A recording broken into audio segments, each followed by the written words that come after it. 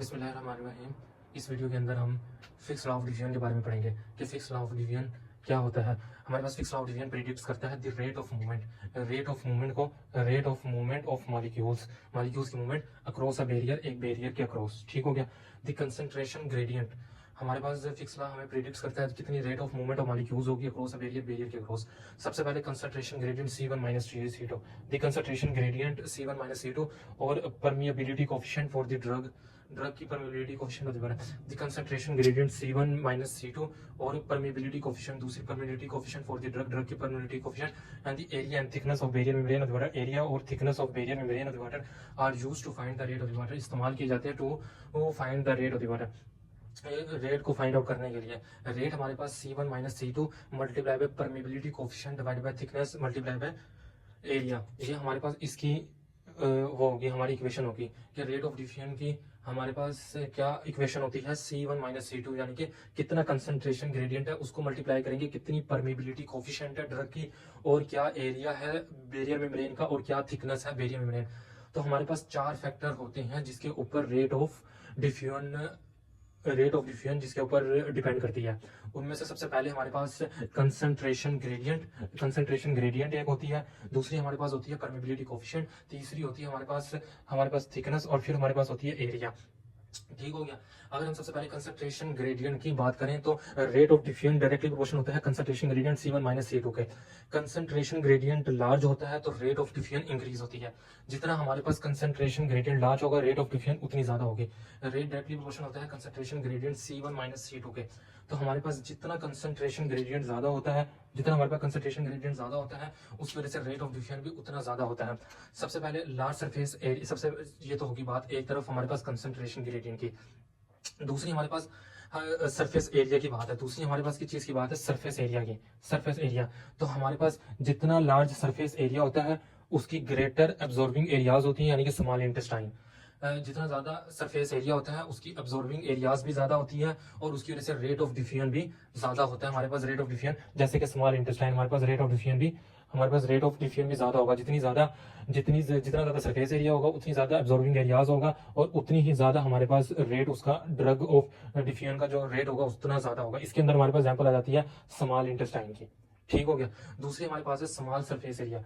हमारा small surface area, जितना हमारे पास स्मॉल सरफेस एरिया होगा स्मॉलर एब्जॉर्बिंग एरियाज होगी उसकी। फॉर इसमें हमारे पास स्टमक आ जाता है, उसके अंदर हमारे पास रेट भी कम होगा, यानी कि रेट हमारे पास कम होगा। जितना सही हो गया, स्मॉल एरिया जितना सरफेस एरिया कम होगा उतनी एब्जॉर्बिंग एरियाज भी कम होगी, उसका रेट भी कम होगा। इसकी बेस्ट एग्जांपल स्टमक आ जाती है। और जितना सरफेस एरिया ज्यादा होगा उसकी एब्जॉर्बिंग एरियाज भी ज्यादा होंगी और उसका रेट भी उसी हिसाब से ज्यादा होगा। ठीक हो गया। अब हमारे पास थिन मेम्ब्रेन बैरियर्स है। जो हमारे पास थिन मेम्ब्रेन बैरियर्स है उसकी हमारे पास एब्जॉर्बिंग एरियाज सबसे ज्यादा होती हैं। जो थिन मेम्ब्रेन बैरियर्स होती हैं उसके अंदर एब्जॉर्बिंग एरियाज हमारे पास ज्यादा होती हैं, उसके अंदर लंग्स आ जाता है। जितनी हमारे पास थिन मेम्ब्रेन एरियाज होंगी एब्जॉर्बिंग एरियाज उसके अंदर ज्यादा होंगी और उसका रेट उतना ज्यादा होगा। ठीक हो गया, rate of diffusion of molecules का। और जिसकी जितनी थिक मेम्ब्रेन बैरियर्स होगी, क्योंकि ये थिकनेस की इनवर्सली प्रोपोर्शनल होता है ना और सरफेस एरिया के डायरेक्टली प्रोपोर्शनल होता है। रेट जो होता है हमारे पास वो एरिया के डायरेक्टली प्रोपोर्शनल होता है और जो रेट हमारे पास होता है वो इनवर्सली प्रोपोर्शनल होता है थिकनेस के।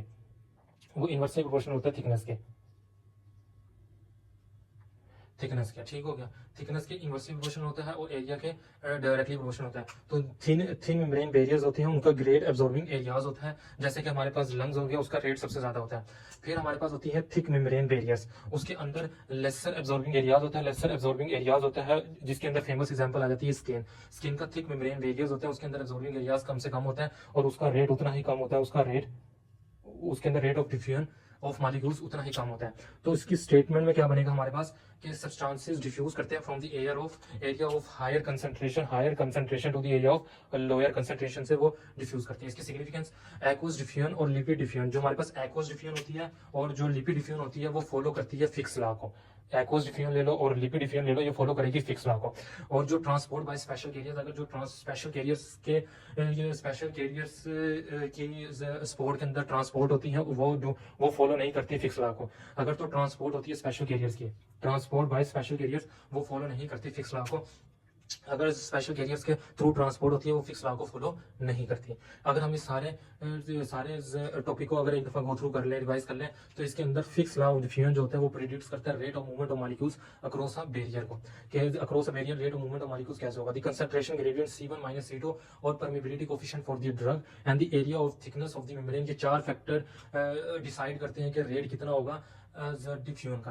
तो उसके अंदर सबसे पहले C1 माइनस C2 और दोबारा C1 माइनस C2 ये रेट डायरेक्टली प्रोपोर्शनल होता है एज अ कंसंट्रेशन ग्रेडियंट के। फिर हमारे पास रेट डायरेक्टली प्रोपोर्शनल होते हैं परमिबिलिटी कोफिशिएंट के। रेट हमारे पास इनवर्सली प्रोपोर्शनल होता है थिकनेस के। रेट डायरेक्टली प्रोपोर्शनल होता है एरिया के। जितना हमारे पास कंसंट्रेशन ग्रेडियंट ज्यादा होगा उतना रेट ज्यादा होगा और हमारे पास रेट ऑफ डिफ्यूजन ज्यादा होगी। चौथा हमारे पास रेट डायरेक्टली प्रोपोर्शनल होता है एरिया के, तो जितना सरफेस एरिया ज्यादा होगा उतनी एब्जॉर्बिंग एरियाज भी ज्यादा होगी। जैसे कि स्मॉल इंटेस्टाइन उसका रेट भी उतना ज्यादा होगा, और जितना स्मॉल सरफेस एरिया होगा उसकी स्मॉल एब्जॉर्बिंग एरियाज होगी, उसका रेट भी उतना कम होगा। जैसे कि इसकी एग्जांपल में हम स्टमक ले लेंगे। अगर हम थिकनेस की बात करें, जितनी थिन मेम्ब्रेन बैरियर्स होगी उसकी ग्रेटर एब्जॉर्बिंग एरियाज होगा, उसका रेट उतना ज्यादा होगा, जिसकी एग्जांपल में आ जाता है लंग्स। और जिसकी थिक मेम्ब्रेन बैरियर्स होंगे, थिक मेम्ब्रेन बैरियर्स होंगे, उसके एब्जॉर्बिंग एरियाज भी उतने कम होंगे। इसकी फेमस एग्जांपल स्किन आ जाता है, रेट उसका उतना कम होगा। स्टेटमेंट में आ जाता है substances will diffuse from area of higher concentration to area of lower concentration. Substance diffuse करते हैं हायर कंसंट्रेशन से एक लोअर कंसंट्रेशन के एरिया में। इसकी सिग्निफिकेंस में क्या होता है, एक्वस डिफ्यूजन और लिवियो डिफ्यूजन फॉलो करते हैं फिक्स लॉ को, और जो ट्रांसपोर्ट होता है बाय स्पेशल कैरियर्स वो फिक्स लॉ को फॉलो नहीं करता। अगर स्पेशल कैरियर्स के थ्रू ट्रांसपोर्ट होती है तो वो फिक्स लॉ को फॉलो नहीं करता। This thank you very much.